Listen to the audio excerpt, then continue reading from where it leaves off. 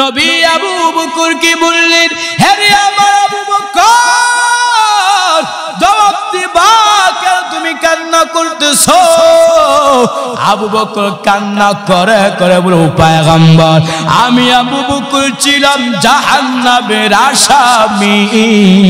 আমি আবু বকরকে কে চিনত, কিন্তু আপনার সোহবতে আসার কারণে আল্লাহ আমাকে তো সম্মান দান করেছেন, যার বদৌলতে আমি আবু বকরকে আল্লাহ সালাম পাঠাইয়াছেন। ওগো নবীর উম্মতেরা হয়ে আজি দিশাহারা, কুরআন হাদিসের চলো যখন যাহা চাই মনে, নবী বিনে কে দরাবে ফুল সিরাত মিজানে, নবী বিনে কে দরাবে ফুল সিরাত মিজানে। এমন এতিম নবী আমার, পিতা মাতা নাই যে তাহার, তার উপরেও কত মারা মারল তাকে দুশ্মনে, নবী বিনে কে দরাবে ফুল সিরাত মিজানে, নবী বিনে কে দরাবে ফুল সিরাত মিজানে। سبحانك لا علم لنا إلا ما علمتنا إنك أنت العليم الحكيم। तकबीर में कलमा में नमाज़ू में अज़ाब में, तकबीर में कलमा में नमाज़ू में अज़ाब में, है नाम इलाही से मिला नाम मुहम्मद, है नाम इलाही से मिला नाम मुहम्मद। है नीम महबूब मुतनक़ा इशारा, है नीम महबूब मुतनक़ा इशारा, फिर क्यों ना हो महबूब खुदा नाम मुहम्मद, फिर क्यों ना हो महबूब खुदा नाम मुहम्मद। अल्हम्दुलिल्लाह। सम्मानित सभापति, प्रधान अतिथि, विशेष अतिथिबृंद, মহান আল্লাহ পাকের অসংখ্য শুকর ও সুজুদ যে আল্লাহ রাব্বুল আলামিন বড় মায়া করে হাসান করে অনুগ্রহ করে দামি মজলিসে কিছু কথা বলার শোনার তৌফিক দান করেছেন। এজন্য অন্তরস্থল থেকে কালেমাত শুকর আদায় করি আলহামদুলিল্লাহ। আল্লাহ পাক আমাকে আপনাকে ইহসান করেছেন, মায়া করেছেন, বিদায় আমরা দ্বীনি মজলিসে আসতে পেরেছি। এই দ্বীনি মাহফিলের মধ্যে আসার ক্ষেত্রে কত রকমের বাধা সৃষ্টি হয়, সেই সমস্ত বাধা ত্যাগ করে আমরা দ্বীনের মাহফিলে অ্যাটেন্ড করার সুযোগ দিয়েছেন কে? অতএব যেন কিছু নিতে পারি আমলের উদ্দেশ্যে মনোযোগ সহকারে শ্রবণ করতে হবে। আমি আপনাদের সম্মুখে ইশকে রাসূল সাহাবায়ে কেরাম রাদিয়াল্লাহু আনহু আজমাইন সম্পর্কে কিছু কথা বলবো। সাহাবায়ে কেরাম তারা নবীর প্রতি কেমন মহব্বত ছিল, ইতিহাসের মধ্যে পাওয়া যায়। নবীজি যখন শরীর মুবারকে যখন সিংহা দিয়েছিলেন, সিংহা দেওয়ার পরে অতিরিক্ত যে রক্ত বের হয়েছিল সিংহা দেওয়ার মাধ্যমে, তখন নবীজি আব্দুল্লাহ ইবনে জুবাইরকে বলেছিলেন যে রক্তগুলো যেন কোথাও ফেলে দিয়ে আসে। তখন আব্দুল্লাহ ইবনে জুবাইর সেই রক্তগুলো না ফেলে দিয়ে তিনি সেই রক্তগুলো খেয়ে ফেলছেন। নবী জিজ্ঞেস করলেন, সেই রক্তগুলো কি করছে? তখন আব্দুল্লাহ ইবনে জুবাইর বলেন, আমি সেই রক্তগুলো আমি খেয়ে ফেলছি। নবী বলেন, যারা আমার রক্ত স্পর্শ করবে, বক্ষণ করবে, সেই সমস্ত শরীরকে জাহান্নাম কখনো স্পর্শ করবে না। শুধু তাই না, উহুদের ময়দানে যখন অতর্কিত হামলা করলো, নবীজির মাথা মুবারকের মধ্যে যখন দুইটা লোহার কড়া যখন প্রবেশ করলো, তখন সেই লোহার কড়া খোলার জন্য নবীজি হযরত আবু বকর সিদ্দিককে যখন ডাক দিলেন, এমত অবস্থায় আবু বকর সিদ্দিক আসলেন, পাশাপাশি আবু উবাইদা ইবনুল জাররাহ তিনিও আসলেন। এক পর্যায়ে আবু উবাইদা ইবনুল জাররাহ আবু বকরকে বাধা দিলেন আর বলতে লাগলেন যে এই প্রশংসনীয় কাজটা আমি করতে চাই, যদি আপনি আমাকে অনুমোদন দেন।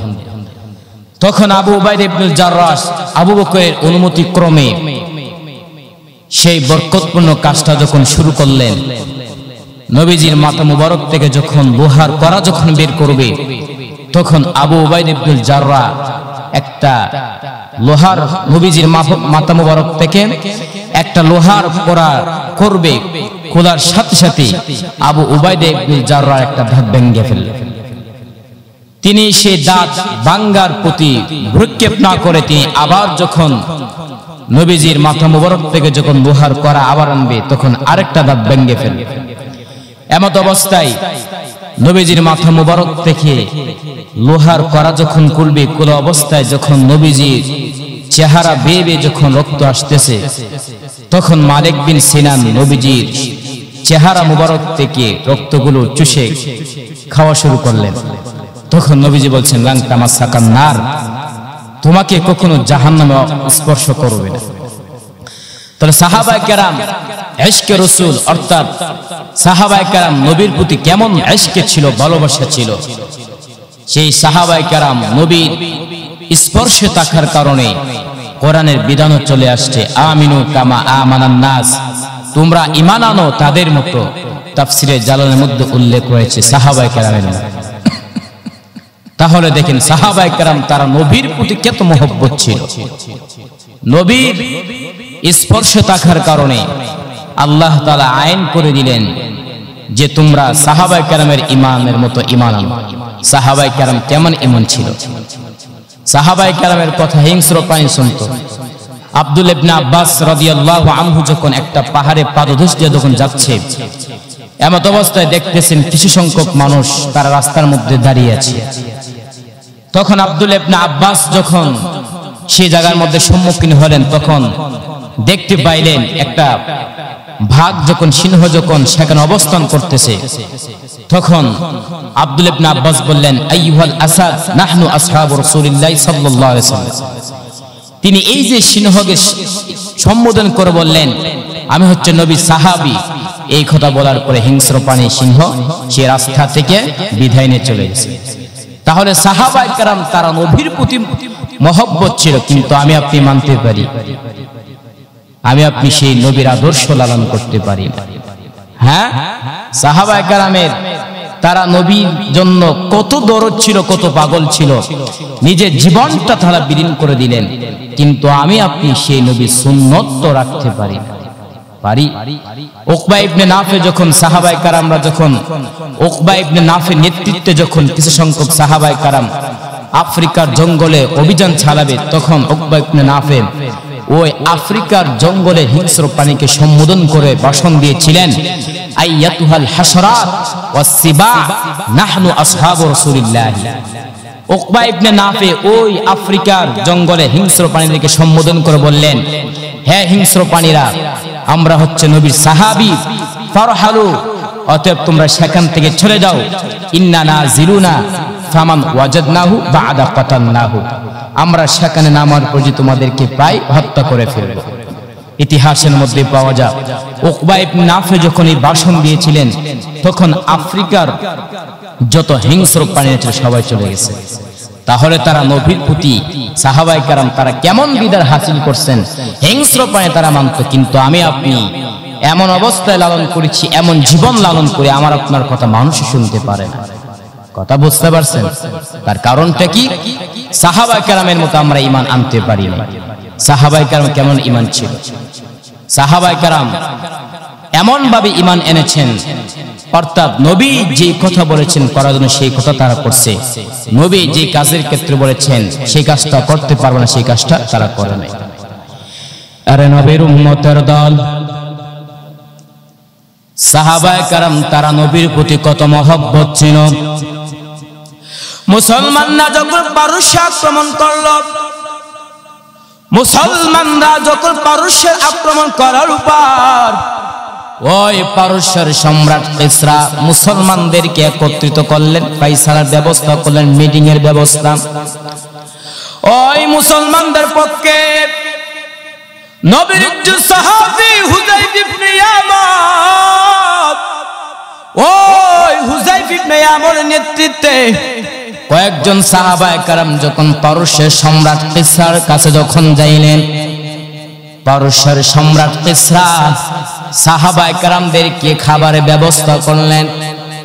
এক পর্যায়ে হুযায়ফা ইবনে ইয়ামানের হাত থেকে একটা খাবারের লোকমা পড়ে গেল।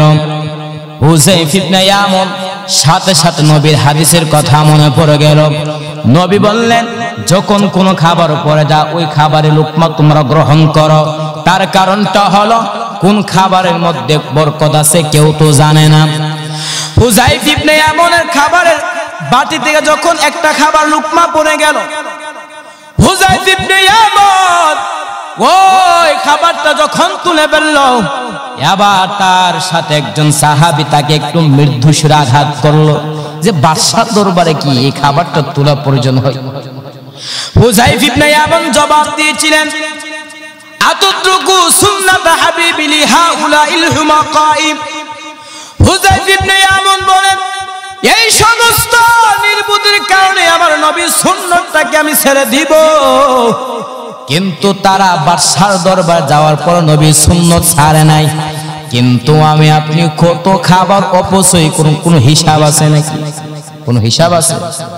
কত খাবার আমি আপনি বিবাহ অনুষ্ঠান হইলে কত খাবার যে অপচয় করি, কোন হিসাব নাই। আরে নবীর উম্মতের দল সাহাবায়ে কেরাম তারা নবীর প্রতি কেমন মহব্বত ছিল ইতিহাসের মধ্যে পাওয়া যায়।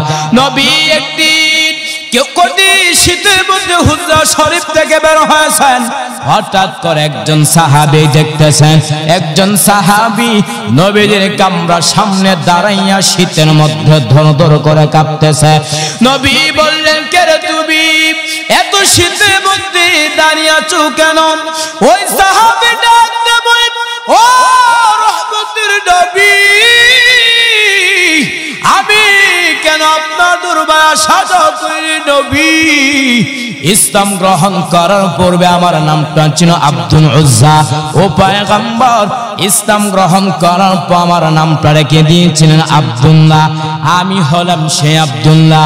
নবী বললেন, আমার আব্দুল্লাহর বাপ চাচা ধনী, সকাল বেলা একটা কাপড় পরিধান করে, বিকালে আরেকটা কাপড় পরিধান করে, কিন্তু এখন তো দেখা যাচ্ছে আমার আব্দুল্লাহর গায়ে একটা কাপড় নাই, শুধু একটা কাপড়ের টুকরা দিয়া লজ্জাস্থান ছাড়াইকা আমার সামনে দাঁড়িয়ে আছে। তার কারণটা কি? ওই সাহাবী ডাক দেয়া বলেন, ওগো আল্লাহর নবী, আমি কেন আপনার দরবারে আসা করি? আমার চাচা বলেছে, আব্দুল্লাহ, মুহাম্মদের দরবার ছাড়তে হবে নতুবা আমার দরবার ছাড়তে হবে। আমি বললাম, হেরে চাচা যান, আমি সব ছাড়তে পারি কিন্তু মায়ার নবীর দরবার ছাড়তে পারবো না। এই কথা বলার পর আমার চাচা বলেছেন, আব্দুল্লাহ, যেহেতু মুহাম্মদের দরবার ছাড়তে পারবা না, তাহলে কাপড়গুলো দিয়ে যাও। উদ্দেশ্য হলো আমি উলঙ্গ হলে লজ্জাস্থায় ঘর থেকে বের হতে পারবো না। আমার মাকে বললাম, মা, হেরে আমার আম্মা জান, আমাকে একটা কাপড়ের টুকরা দেন। ওই কাপড়ের টুকরা দিয়া লজ্জাস্থানটা ডাইকা যদি নবীকে একটা নজর দেখতে পারে, জীবন আর আকাঙ্ক্ষা থাকবে না। ও পয়গম্বর, এই কথা বলার উপর আমার আম্মা আমাকে একটা কাপড়ের টুকরা দিল। ওই কাপড়ের টুকরা দিয়া লজ্জাস্থানটা ঢাইকা আমি আপনার সামনে দাঁড়িয়েছি আপনাকে একটা নজর দেখার জন্য। নবী আমার ওই সাহাবীর কথা শোনার পর নবীজির চোখটা টপ করে পানি পড়া আরম্ভ করল। আল্লাহর নবী বললেন, হে রে আব্দুল্লাহ, তোর মনে কোনো আকাঙ্ক্ষা কাশিটি আব্দুল্লাহ চোখের পানি ফেলা কান্না করে বলল পয়গম্বর ও পয়গম্বর আমার এমন কোনো আকাঙ্ক্ষা নাই তবে আপনি আমার জন্য দোয়া করেন আল্লাহ যেন আমাকে শাহাদাতে মৃত্যু দান করে নবী আমার ওই সাহাবীর জন্য যখন দোয়া করলো হঠাৎ কোন একটা যুদ্ধ আসলো আব্দুল্লাহ রাস্তার মধ্যে দুনিয়া চাইনা বিদায় হয়ে চলে গেছেন নবী সাহাবা কেরাম কি বললেন হে রে আমার সাহাবা কেরাম তোমরা আমার আব্দুল্লাহকে গোসল করাও আমি নিজে আব্দুল্লাহ জানাজাটা পড়াইব নবী আমার ওই সাহাবী সুন্দর করে জানাজা পড়ানোর পর সাহাবায়ে কেরাম আব্দুল্লাহর লাশটা নিয়ে যখন কবরের কাছে উপনীত হয়ে গেলেন নবী সাহাবায়ে কেরাম কি বললেন হে রে আমার সাহাবায়ে কেরাম কেউ তোমরা কবরের মধ্যে প্রবেশ করবা না আমি নিজে কবরের মধ্যে প্রবেশ করব নবী আমার ওই কবরের মধ্যে প্রবেশ করার পর সাহাবায়ে কেরাম কে বললেন আরে আমার সাহাবায়ে কেরাম আমার আব্দুল্লাহর লাশটা আমার হাতে দাও নবীর হাতে আব্দুল্লাহ লাশটা দেওয়ার পর নবী আমার লাশটা আকাশে উঁচু কইরা বলতেছেন ও মালিক আমিও আব্দুল্লাহর উপর সন্তুষ্ট হইলাম তুমিও তার উপর সন্তুষ্ট হয়ে যাও আরে নবীর উম্মতে দল সাহাবায়ে কেরাম তারা নবীর প্রতি কত মহব্বত ছিল শুধু একটা ঘটনা না লক্ষ লক্ষ সাহাবায়ে কেরাম তারা নিজের চাইতে নবীকে মহব্বত করছে কিনা আরো জোরে বলেন নবীকে কঠিন ভাবে মহব্বত করেছেন আরে নবীর উম্মতের দল কিন্তু আমি আপনি নবীর আদর্শ মানতে পারি না আবার যদি আপনাকে আমি জিজ্ঞাসা করি আপনি নবীর সুন্নত আপনি সুন্নি নাকি ওয়াহাবি আপনি চমৎকার সুরে চিল্লায় বলেন আমি হলাম সুন্নি অথচ যদি তোমার দিকে তাকাই নবীর সুন্নত পাই না নবীর সুন্নত কি তোমার মুখের মধ্যে দাড়ি পাওয়া যায় না তোমার মাথার মধ্যে টুপি নাই আবার কি বলো সুন্নি বলো আরে নবীর উম্মতের দল সাহাবায়ে কেরাম তারা নবীকে কত মহব্বত করছে নিজের জীবনে চাইতে মহব্বত করছে নবী আমার সাহাবায়ে কেরাম তারা কেমন নবীর প্রতি আস্থা ছিল মহব্বত ছিল নবী একদিন সাহাবায়ে কেরাম কি বললেন হে রে আমার সাহাবায়ে কেরামের দল আমরা যুদ্ধের ময়দানে অংশগ্রহণ করব দান সদকা করো সম্পদ দান করো উমর দান করলেন উসমান দান করলেন হযরত আলীও দান করলেন আবু বকর তার সম্পদ নিয়ে হাজির করলেন আল্লাহর নবী বললেন আরে উমর কে পরিমাণ সম্পদ দান করেছ উমর বলেন আমার সম্পদের অর্ধেক আমি দান করে দিলাম নবী আবু বকর কি বললেন আরে আবু বকর কি পরিমাণ সম্পদ দান করেছো আবু বকর ডাক দাবুন পয়গম্বর আমার ঘরের মধ্যে যা ছিল সব আমি দান করে দিলাম নবী বললেন আবু বকর তোমার ঘরের মধ্যে কি কিছু নাই আবু বকর ডাক দাবুন পয়গম্বর আমার আল্লাহ আপনি ছাড়া আমার আপন কেউ নাই আমার ঘরের মধ্যে যা ছিল সব আমি দান করে দিলাম নবী আশ্চর্য হয়ে গেলেন হঠাৎ করে জিবরাইল আমিন হাজির জিবরাইল আমিন পয়গম্বর আপনার সাহাবী আবু বকরকে আল্লাহ সালাম দিয়েছেন আর জানতে চেয়েছেন এই অবস্থা তার মনে হালতটা কি আল্লাহ জানার পর কেন বললেন আল্লাহ তার নবীকে বুঝাইলেন আল্লাহ আবু বকরকে কত মহব্বত করেন আল্লাহর নবী বললেন হে আবু বকর আল্লাহ তোমাকে সালাম দিয়েছেন আর জানতে চেয়েছেন এই অবস্থা তোমার মনের হালতটা কি আবু বকর কোনো জবাব না দিয়ে চোখে পানি ফেলা কান্না করতেছেন নবী আবু বকর কি বললেন হে আমার আবু বকর জবাব দিবা কেন তুমি কান্না করতেছো আবু বকর কান্না করে করে বলে পয়গম্বর আমি আবু বকর ছিলাম জাহান্নামের আসামি আমি আবু বকরকে কে চিনত কিন্তু আপনার সুহবত আসার কারণে আল্লাহ আমাকে তো সম্মান দান করেছেন যার বদৌলতে আমি আবু বকরকে আল্লাহ সালাম পাঠাইয়াছেন ওগো নবীর উম্মতেরা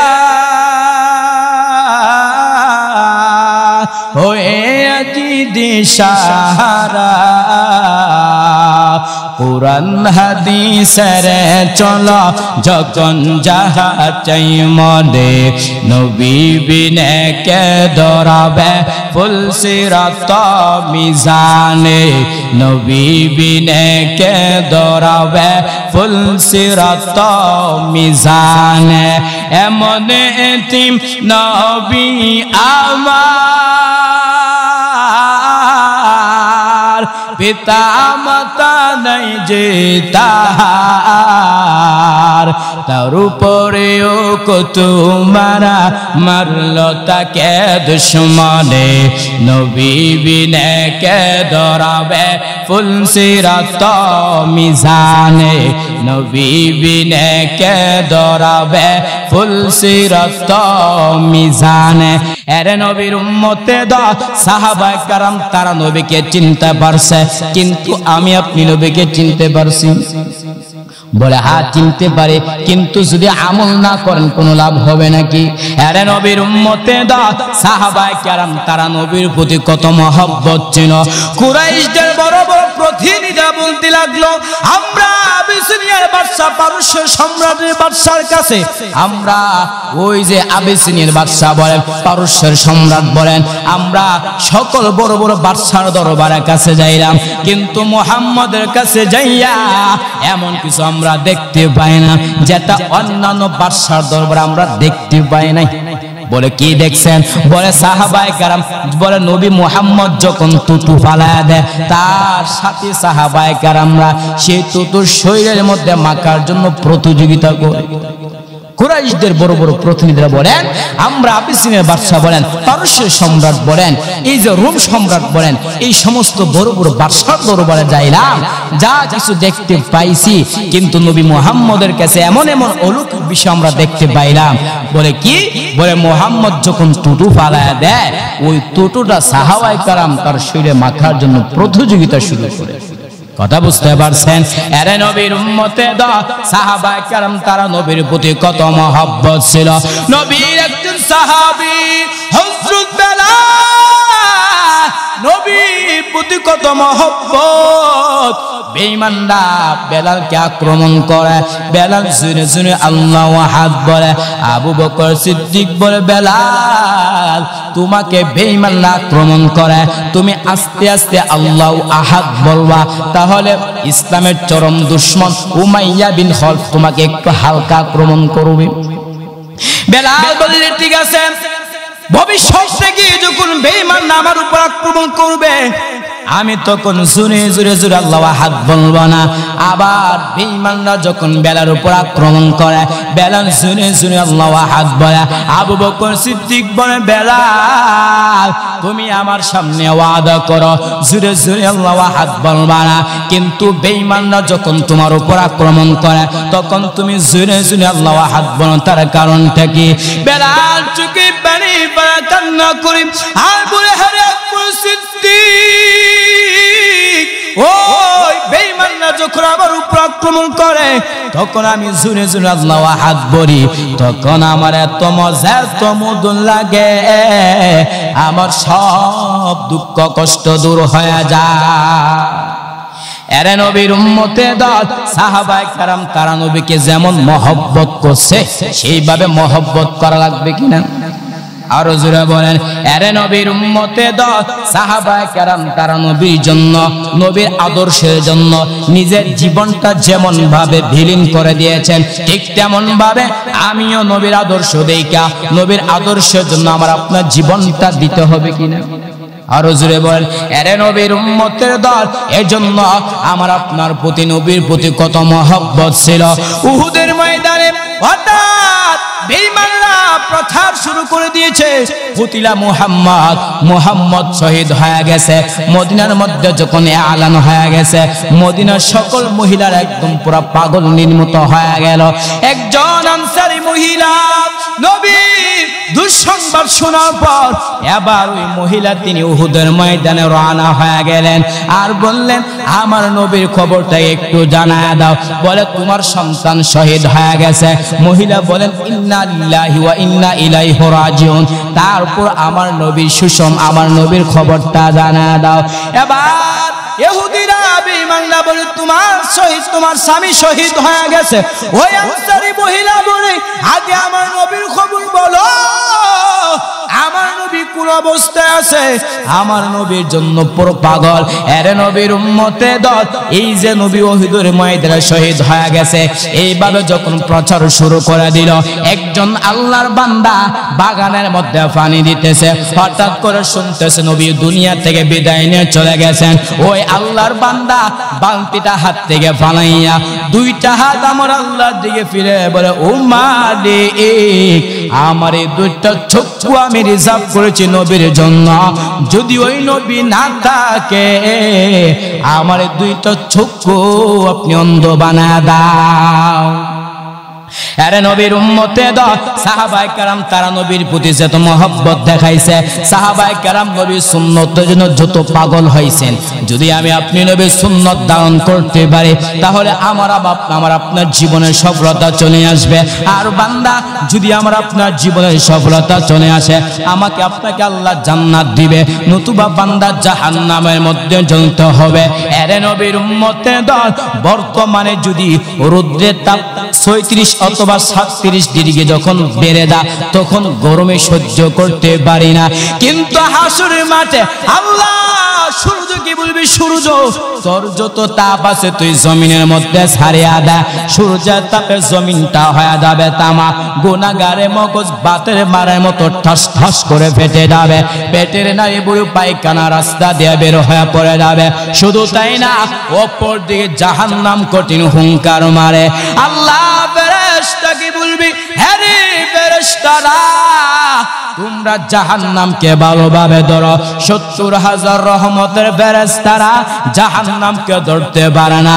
আমার আল্লাহ তাআলা কুদরতি হাতের মাধ্যমে সামান্য একটু পানি দিয়া ফেরেশতাদেরকে বলবেন, আরে ফেরেশতারা তোমরা জাহান্নামে গিয়ে পানিটা ছিটায় দাও। ফেরেশতারা যখন জাহান্নামে গিয়ে পানিটা ছিটায় দিবে, জাহান্নাম পিছনে ভাগতেছে, ফেরেশতারা বলবে, আরে মালিক এটা কেমন পানি দিছো, এটা কি জমজমের পানি নাকি কাউসারের পানি? আল্লাহ বলবে, না রে ফেরেশতারা, এটা জমজমের পানিও না, এটা কাউসারের পানিও না, ওই পানিটা হলো আমার আখির জামানার পয়গম্বরের উম্মতের চোখের পানি। সে চোখের পানি ফেলা কান্না করতে হবে, নবীকে মহব্বত দেখাতে হবে। শয়তানের কুমন্ত্রণা যদি পরে আপনি নবীকে ভুলে যান, তাহলে হাসরের ময়দানে নবীও যে আপনাকে ভুলে যাবে, এটা কি কোনো মিথ্যা কথা? কোনো মিথ্যা কথা নাই। অতএব সেই নবীর আদর্শ পালন করতে পারলে, নবীকে মহব্বত করতে পারলে, সাহাবায়ে কেরাম ইশকে রাসূলের ক্ষেত্রে নবীর মহব্বত দেখানোর ক্ষেত্রে যতগুলো প্রতিভা দেখাইছেন, সেই প্রতিভা আমার আপনার ভিতরে লালন করতে হবে, লালন করে দুনিয়ার মধ্যে চলতে হবে। আল্লাহ তাআলা যেন আমাকে আপনাকে প্রত্যেককে নবী সাহাবায়ে কেরাম নবীর প্রতি যে মহব্বত দেখাইছেন, আমি আপনি যেন সেই নবীর প্রতি দেখাতে পারি মহব্বত। আল্লাহ পাক সবাইকে তৌফিক দান করুন। ওয়া আখিরু দাওয়ানা আলহামদুলিল্লাহ।